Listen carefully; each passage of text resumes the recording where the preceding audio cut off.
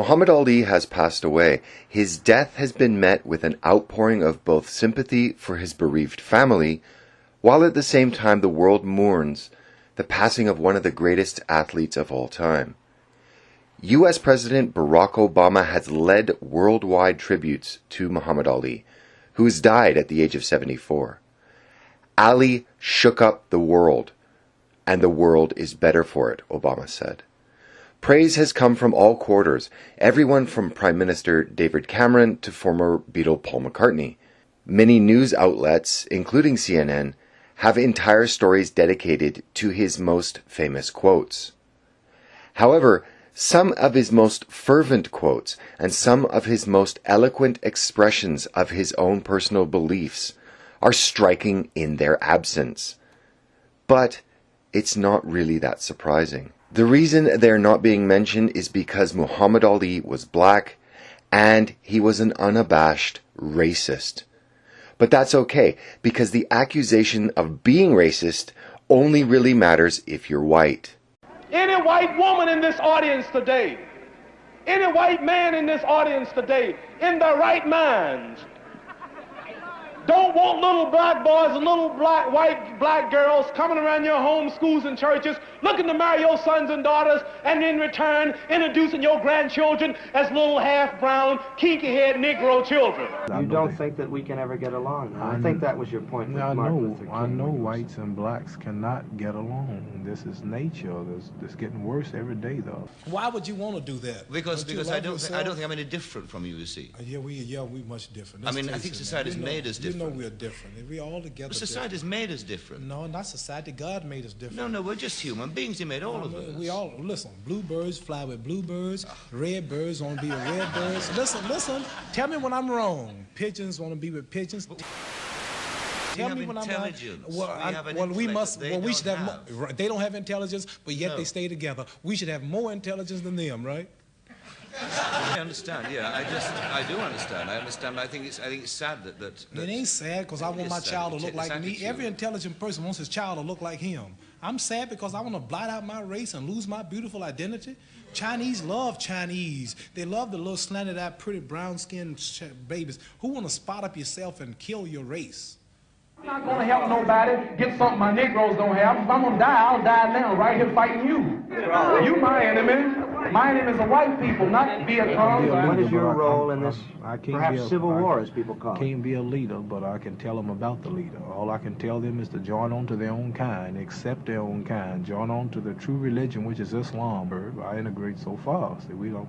That's why I like Governor Wallace. He tells the truth about things like that. You like George Wallace? Yes, sir. That truth he tells, we like. He tells the truth.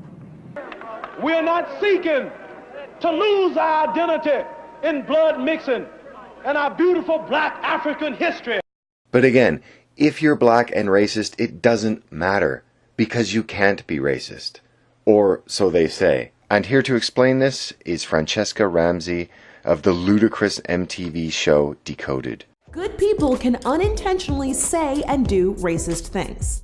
It's important to remember that intent isn't the issue, it's the impact. Reverse racism is not a thing. That's because racism isn't just about individuals, it's about institutional power. Racial prejudice is not cool, but when a person of color discriminates or stereotypes a white person because of their race, in the United States, they don't have the institutional power to back them up and say that those feelings are okay. Institutions are things like schools, government, the military, corporations, and our justice system. As far as I know, there are no institutions, whether schools, government, the military, or any corporations that have rules, laws, or regulations that back up white racism against blacks anywhere in the United States.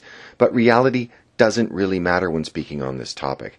As racist and asinine as Franchesca Ramsey is, she does have a valid point. You really can only be called racist if you're white. Sure, you can be racist if you're black, yellow, or brown, but it just doesn't matter.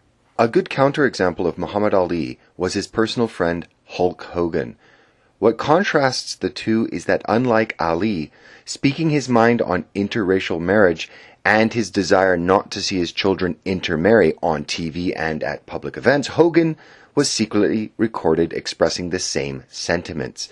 However, for Hogan, this was an unforgivable crime, and his contract was terminated from the WWE, an organization that he had been with for decades. I even remember Hogan being among my favorite wrestlers when I was a child. And in the wake of his private opinions going public, all of his sponsors dried up, and all of his merchandise was taken down in big box shops across the United States.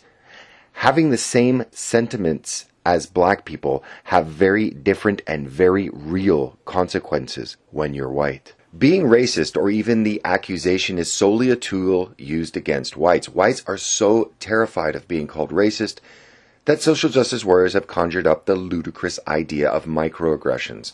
That's right, whites can be racist even if they themselves do not know that they are. See more about this topic in a previous detailed video I've made on this subject. But the time really has come for people to just take a note from Donald Trump's playbook and shrug. Just shrug.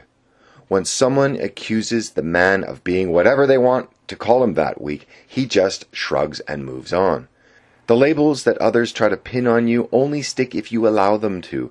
The accusation of being a racist or a bigot or a xenophobe only has power over you if you let it.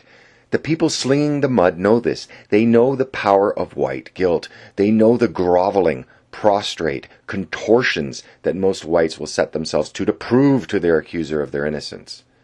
The use of these words to stifle all legitimate questions, concerns, and open discussions over the past 3 to 4 decades has been mind-numbing. Muhammad Ali was a racist in the extreme. He was not ashamed by it. He was not opaque about it. He was very clear in his racism. But it doesn't matter, because he was black.